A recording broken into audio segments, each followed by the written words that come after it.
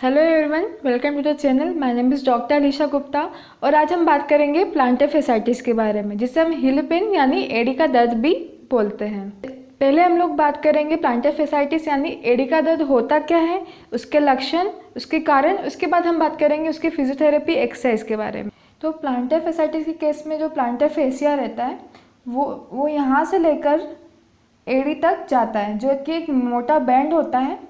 तो उसका इस जगह या फिर एड़ी पर जाके गुच्छे के फॉर्म में बन जाता है और उसमें इन्फ्लेमेशन और सूजन आ जाता है। तो उसकी वजह से हमें दर्द मेनली यहाँ पर एड़ी के अंदर की ओर हमें दर्द मालूम पड़ता है। बात करते हैं सिम्टम्स यानी लक्षण के बारे में। तो सबसे पहला लक्षण ये होता है कि पेशेंट कंप्लेन करता है कि जब भी मैं मॉर्निंग में उठते से ही जैसे पहला स्टेप रखता हूँ या पहला कदम रखता हूँ तो मुझे एड़ी में बहुत तीखा या शार्प दर्द होता है। तो पहला सिम्टम्स हो गया मॉर्निंग में पेन होना। दूसरा, लंबे समय तक खड़े रहने में दिक्कत होगी, वॉकिंग करने में यानी यदि लंबे दूर तक चलना है तो उसमें हमें दर्द होता है। ये सारी डिस्कम्फर्ट हम फेस करते हैं। अब हम बात करते हैं कॉजेज़ यानी इसके कारण के बारे में। तो पहला कारण है फ्लैट फुट, जिसका जो पैर यानी जो तलवे वाला जो हिस्सा होता है वो पूरा फ्लैट यानी कोई कर्व नहीं होता। तो उसमें क्या होता है कि जो हमारा बॉडी का जो वेट है वो प्रॉपर बैलेंस नहीं कर पाता है फुट। तो उसकी वजह से अनइवन यानी अलग अलग जगह पे गलत वेट पड़ने की वजह से भी हमें ये पेन होता है। दूसरी बात है ओबेसिटी यानी मोटापा। यदि हमारा वज़न ज़्यादा है तो उस वजह से भी हमें हिल पेन हो सकता है। यदि हम लंबे समय तक खड़े रहते हैं, किसी का काम होता है जो लंबे समय तक खड़े रहना या फिर लंबी दूर तक वॉक करना, चलना, उसकी वजह से भी हमें ये दर्द हो सकता है। तो अब हम बात करते हैं प्रिकॉशंस की यानी सावधानियाँ, क्या किन किन सावधानियों का ध्यान रखना है। तो सबसे पहले बात आती है शूज़ की, जिस पर कर्व ना होने की वजह से भी हमें एड़ी का दर्द हो सकता है। तो उस केस में हम प्रॉपर कुशन लगा सकते हैं, प्रॉपर कुशन वाले शूज़ पहनना है और जो प्रॉपर सोल वाले शूज़ है वो हमें पहनना है। फीमेल्स की बात करें तो हमें ज़्यादा हाइट वाली हील्स नहीं पहनना है, नॉर्मल से मीडियम हाइट की ही हील्स पहनना है और विथ प्रॉपर सोल। दूसरी बात आती है कि जो हिल पेन वाला है उससे लंबे समय तक खड़े रहने में प्लस लंबे समय तक वॉकिंग यानी चलने से भी दर्द होगा। तो वो उस चीज़ को अवॉइड करके वो साइकिलिंग कर सकता है, स्विमिंग कर सकता है। तो अब हम स्टार्ट करते हैं हमारी पहली एक्सरसाइज से। तो उसमें हमें क्या करना है, बॉटल लेना है। वैसे तो मैंने यहाँ पे स्टील का बॉटल लिया है, पर आप प्लास्टिक का बॉटल लेना है यहाँ पे, और उसमें हमें पानी डालना है पूरा फुल और हमें उसे डीप फ्रीज करना है, उसमें पूरी बर्फ जमाना है। ताकि उसमें क्या होता है कि हम एक्सरसाइज के साथ जो हमारा जो सूजन वाला पार्ट है उसमें पेन भी कम कर देंगे, सूजन भी कम कर देंगे, साथ में एक्सरसाइज भी कर देंगे। तो उसके लिए हमें कारपेट की ज़रूरत पड़ेगी। हमें हमारी बॉटल ऐसे रखना है, उस पर पैर रखना है।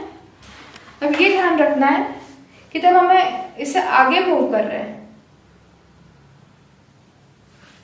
तो ये जो हमारा पंजा है वो हमारे तरफ खींचना है।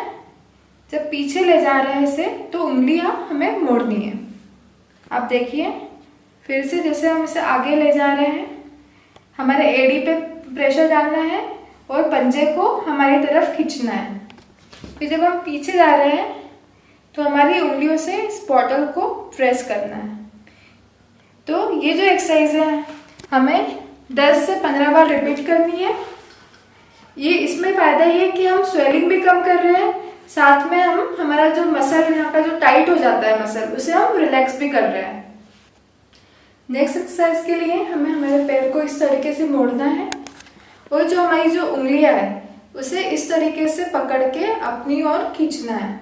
तो उससे क्या होगा, ये जो हमारा प्लांटर फेशिया है वो स्ट्रेच होगा। ऐसे खींच के हमें 10 सेकेंड तक रखना है। 1 2 3 4 5 6 7 8 9 10 और रिलैक्स। नेक्स्ट एक्सरसाइज के लिए हमें ऐसे सीधे खड़े रहना है।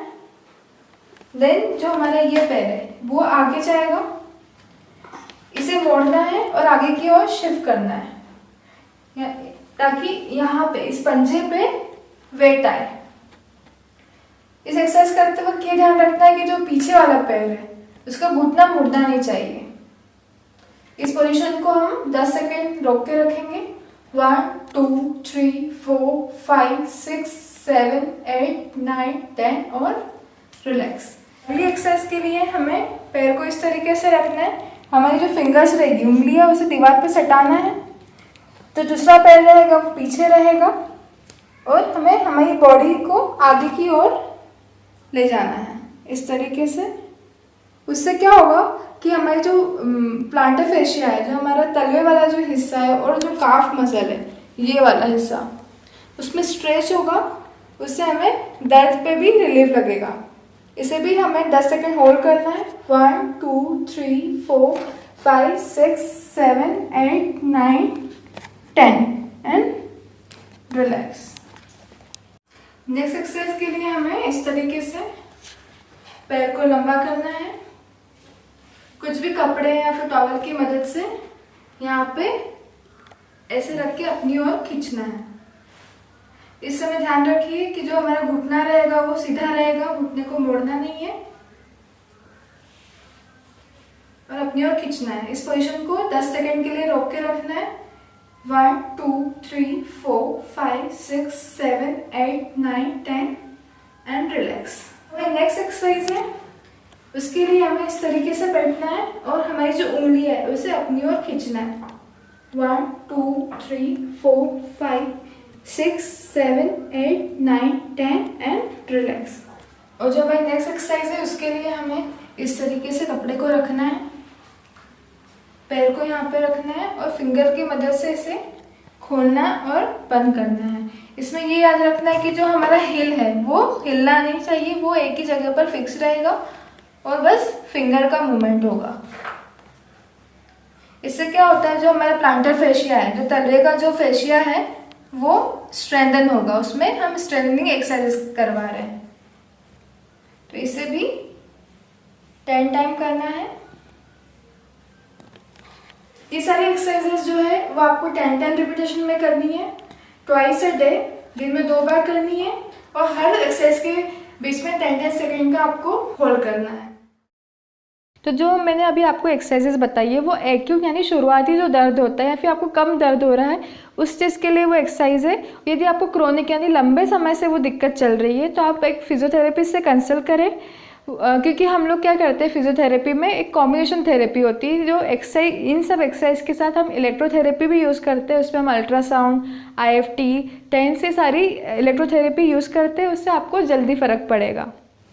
Thank you for watching the video. I hope आपके लिए ये वीडियो हेल्पफुल रहा होगा और लाइक करिए और सब्सक्राइब करिए मेरे चैनल को, ताकि आपको और फिजियोथेरेपी रिलेटेड वीडियोस मिलता रहे।